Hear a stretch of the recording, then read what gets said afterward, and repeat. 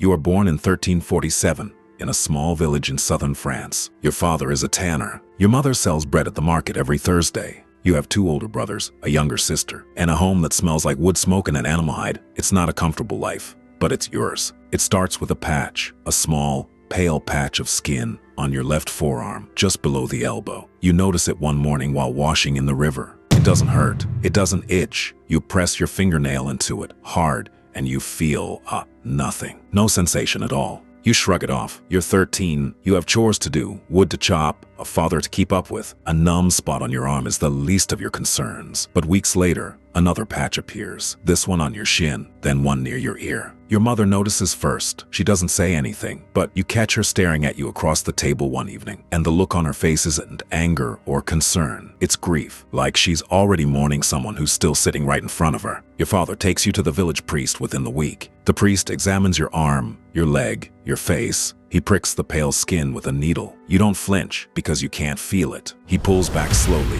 sets the needle down, and makes the sign of the cross. Not over you, over himself. That's the moment you understand. Not because anyone explains it to you, but because of the silence that follows. A silence so heavy, it presses against your chest like a stone. Within days, the church arranges a ceremony. You stand in the village square while the priest reads your last rites. Not because you're dying, at least not yet, but because as far as the church and the law are concerned, you are already dead. He throws a shovel of dirt over your feet. Symbolically, you are being buried. Your mother is weeping. Your father stands rigid, jaw locked, refusing to look at you. Your sister tries to run toward you, but your brother holds her back. You want to shout at them. You want to say, "I'm standing right here. I'm still me." But the words won't come, because somewhere deep down, you're not sure that's true anymore. They give you a set of rules. You are never to enter a church, a market, a mill, or a bakery. You are never to wash your hands or clothes in any stream used by the village. You are never to touch a child. You are never to walk on a narrow path where someone might have to brush past you. If someone speaks to you, you must stand downwind so your breath doesn't reach them. And wherever you go, you must carry a wooden clapper or a small bell, and you must ring it so that people know you are coming. So they have time to step aside, so they have time to look away. They hand you a pair of gloves, a dark cloak, and a wooden bowl. These are your possessions now. Everything you owned before, your clothes, your bed, your father's spare tools you used to borrow, belongs to someone who is still considered alive. You are not that person anymore. The boy who chased dogs through the wheat field and swam in the river on summer evenings, that boy was buried today, standing up with dirt on his shoes and his family watching.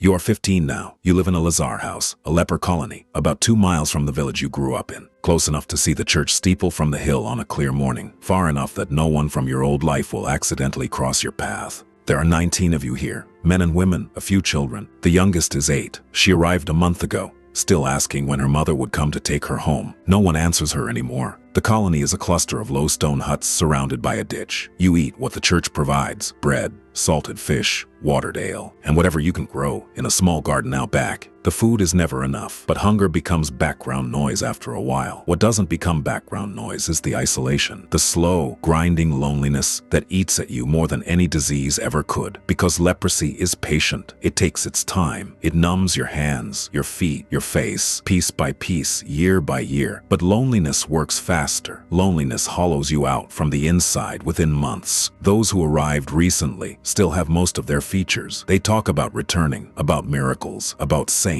who healed the sick. Those who've been here for years say nothing about any of that. They've stopped hoping, and somehow they seem more at peace than anyone else. There's a woman named Madeleine who's been here the longest, 16 years. Her hands are ruined, her voice is hoarse, and she walks like every step is a negotiation with her own body. But she tends the garden. She rations the bread when supplies run low. She holds the colony together with a quiet authority that no priest or lord ever gave her. She earned it simply by surviving longer than everyone else. By 20, your hands have begun to curl. The muscles are weakening, the fingers drawing inward like a slow fist you can't unclench. You drop things constantly: a cup, a spoon, a prayer book someone donated to the colony. You pick them up with your wrists, with your forearms, with whatever part of your body still obeys you. You adapt, because that's what humans do. You adapt to the unthinkable, and then it becomes routine, and then you forget there was ever anything else. One spring morning, your younger sister appears at the boundary ditch. She's grown. You almost don't recognize her. She doesn't cross the ditch. She knows the rules, but she stands on the other side and looks at you for a long time without speaking. Then she sets something on the ground, a small bundle wrapped in cloth. She turns and leaves without a word. You wait until she's gone before you pick it up. Inside is a piece of your mother's bread, still warm. You hold it against your face, not to eat, not yet, just to smell it. And for a few seconds, you're not a leper in a colony. You're a boy in a kitchen, and your mother is pulling bread from the oven, and the world is still whole.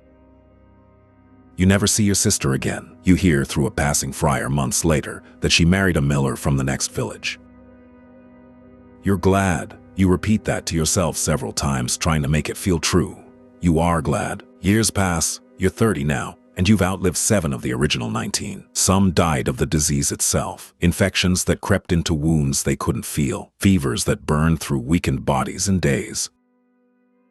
Others simply gave up. One man walked into the woods one January night and never came back. No one went looking, not because they didn't care, but because they understood. Your face has changed, your nose has flattened, your brow has thickened, the skin has coarsened and folded in ways that make strangers recoil before they even know what they're looking at. You've learned to read that flinch, that tiny involuntary jerk of the head, the half step backward, the hand rising to cover a mouth or a nose. It never stops hurting. You just get better at pretending it doesn't. Once, maybe twice a year, you walk to the edge of the village, not onto it, just close enough to see the smoke rising from the chimneys, to hear a dog bark, a child laugh, a hammer hitting an anvil. You stand there for an hour, sometimes 2, wrapped in your cloak, ringing your bell softly so no one comes too close. And then you walk back. That's it. That's the closest you'll ever come to the life you used to have. You're 42. You know this because you've been counting the winters. 42 winters, and your body has become a landscape of damage. Your feet are ulcerated. You walk with a stick, slowly, carefully, feeling each step through the numbness, like walking on someone else's legs. Your eyesight is dimming. The disease has reached the nerves behind your eyes, and the world is slowly becoming a blur of shapes and light. You spend most of your days sitting outside the hut, facing the direction of the village you can no longer see clearly. Madeleine is gone now. She died in her sleep 2 autumns ago, quietly, the way she did everything. You took over the garden, not because anyone asked, because someone had to. There's a boy in the colony now, 11 years old, arrived in the spring. He still cries at night and sometimes during the day, and no one tells him to stop. You sit beside him one evening and say nothing for a long time. Then you tell him about the river where you used to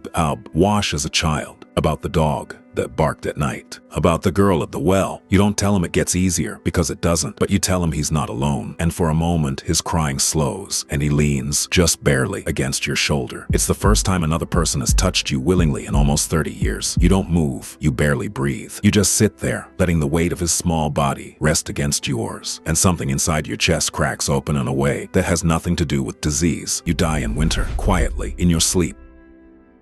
No one records the exact date because no one outside the colony knows or cares. For you are buried in the colony's small plot beside the others, with no headstone and no ceremony. The priest does not come. The bell you carried for 3 decades is passed to someone else. History will not remember your name. No chronicle will mention you. No monument will mark where you lived. You were erased from the world of the living the day that dirt touched your feet in the village square. But you were here. You felt the sun on your face, even when you couldn't feel your own hands. You loved people who were afraid to love you back. And on one quiet evening, a frightened boy leaned against your shoulder, and you held still, and that was enough. That was your life as a leper in a medieval colony.